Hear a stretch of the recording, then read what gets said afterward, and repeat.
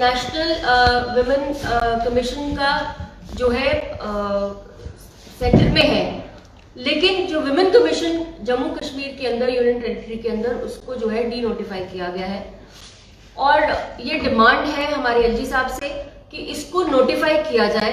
क्योंकि crime against women जो है वो दिन प्रतिदिन बढ़ता जा रहा है। नेशनल वुमेन कमीशन की घटना जो थी 1992 के अंदर, जब यूनाइटेड नेशंस के अंदर एक रिकमेंडेशन आई कि किस तरह से वुमेन्स के राइट्स को प्रोटेक्ट किया जाए, तो 1992 के अंदर नेशनल वुमेन कमीशन को लाया गया और उसको पास किया गया। लेकिन उसके बाद जो है 28 डिफरेंट स्टेट्स के अंदर और यूनियन टेरिटरीज के अंदर जो है कमीशंस को स्टेट लेवल के ऊपर गठित किया गया, यूनियन टेरिटरीज के लेवल पे गठित किया गया। लेकिन जब ये रीऑर्गेनाइजेशन एक्ट 2019 का जम्मू कश्मीर में लागू हुआ अगस्त 5 के बाद, तो कहीं ना कहीं ये जो स्थिति ऐसी आई कि जो ये आपका जो वुमेन कमीशन था, स्टेट वुमेन कमीशन था, उसको कहीं ना कहीं बैक फ्रंट पे रखा गया और उसके ऊपर कोई भी ऐसी प्रक्रिया नहीं शुरू की गई। पिछले दिनों एलजी साहब से मिलने भी गए थे और उनसे अनुरोध किया था कि यहाँ पर कम से कम 3000 से ज्यादा केसेस जो है महिलाओं के उत्पीड़न के 1 साल के अंदर आए हैं। कुछ ऐसे केसेस हैं जिनकी पिटिशंस लगी हैं, हाई कोर्ट के अंदर लगी है, लेकिन क्योंकि अभी लोअर कोर्ट डिसॉल्व हो गया हुआ है, लोअर कोर्ट इतना चल नहीं रहा, फंक्शनल नहीं है और वर्चुअल मोड पे हायर कोर्ट चलता है, उसका ऊपर वाला चलता है, तो इस वजह से बहुत सारी ऐसी पिटिशंस जो वुमेन्स के रिलेटेड है वहां पर जो है पड़ी हुई है, उसके ऊपर अभी तक कोई कार्रवाई नहीं हो पाई। तो आप जो क्रक्स क्या है, क्रक्स ये है कि एट द लास्ट रंग जो है, जो महिलाओं के ऊपर जो पीड़ना हो रही है, महिलाओं के ऊपर जो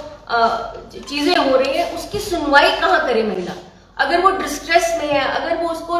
वायलेंस हो रहा है उसके ऊपर, अगर उसके लिए डॉरी के लिए उसको प्रताड़ित किया जा रहा है या उसके ऊपर कोई भी ऐसा इनह्यूमन सा एक प्रताड़ना हो रही है, तो वो किसके आगे पुकार लगाए। एब्रोगेशन 370 के बाद एक बहुत अच्छा जो पहले जो national women commission directly involve नहीं कर पाती थी, लेकिन वो डायरेक्ट इन्वॉल्वमेंट कर पाती है। अगर कोई वहां पर अपनी अर्जी देता है तो कर पाती है, लेकिन वो क्या दिल्ली तक जाएगी ये अर्जी को दाखिल करवाने के लिए। मेरी आप सबसे यही डिमांड है कि ये जो 3000 से ज्यादा के केसेस आपने देखा है कोविड के दौरान के अंदर भी, अगर आप एनसीआरबी की रिपोर्ट्स आप पढ़ें, जो नेशनल क्राइम फॉर रिकॉर्ड जो वुमेन के ऊपर रिकॉर्ड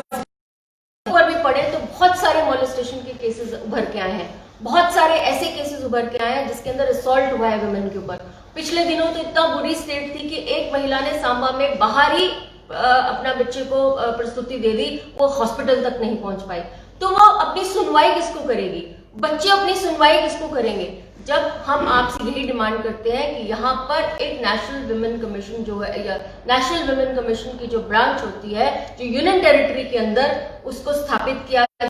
और कहीं ना कहीं, क्योंकि हम इसलिए आप अनुरोध कर रहे हैं और दोबारा एलजी साहब से कह रहे हैं, क्योंकि 19 आपका 2019 अक्टूबर में 31 अक्टूबर के बाद 1 साल आज होने को आया है। 1 साल के बाद ये फिर दोबारा से ये फिर अधर में लटक जाएगा। कहीं ना कहीं इसके ऊपर जो एडमिनिस्ट्रेशन इसका संज्ञान ले और कहीं ना कहीं जो है इसको स्थापित करने की, इसकी प्रक्रिया को, इसकी कार्रवाई को जो है पूर्ण रूप से, सुचारू रूप से इसको लागू किया जाए। वो क्राइम को दर्ज भी करा सकती है, पुलिस को भी कर सकती है और कहीं ना कहीं फैसला भी करवा सकती है, कहीं पे वो काउंसलिंग करवा सकती है। तो ये कहीं ना कहीं हमें लगता है कि जो महिलाएं इस डिस्ट्रेस में है, जो महिलाएं इस प्रक्रिया के अंदर है, जो कहीं ना कहीं अपनी सुनवाई नहीं दे पाती, कहीं अगर ये डिस्ट्रिक्ट लेवल पे, अगर हम तो चाहते हैं कि ये एक लेवल अगर जहाँ पे बनता है तो इसको कोऑर्डिनेशन हर डिस्ट्रिक्ट में होना चाहिए। आप कश्मीर के अंदर से लेकर हमारी